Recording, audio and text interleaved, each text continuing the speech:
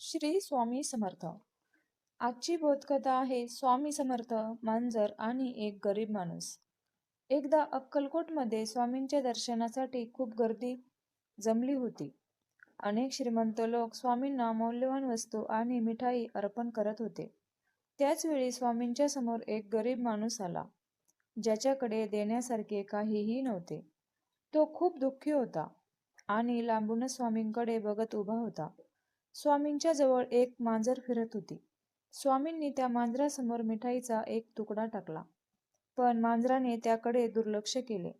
नंतर स्वामींनी तेथेच पडलेली एक साधी कोरडी भाकरी मांजराला दिली आणि मांजराने ती आनंदाने खाल्ली. स्वामी त्या गरीब माणसाकडे बघून हसले आणि म्हणाले, ज्याला जे हवे असते त्याला ते मिळते. भक्ती सोन्यात नाही तर काळजाच्या तुकड्यात म्हणजेच भाकरीत असते.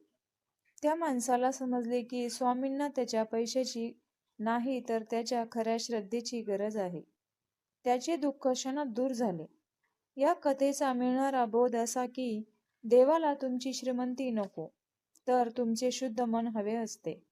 आयुष्यात जे आहे त्यात समाधान मानले की सुख आपोआप मिळते. तुम्हाला ही कथा आवडली असल्यास आपल्या सर्व स्वामी भक्तांना नक्की शेअर करा. बोला श्री स्वामी समर्थ. जय जय स्वामी समर्थ.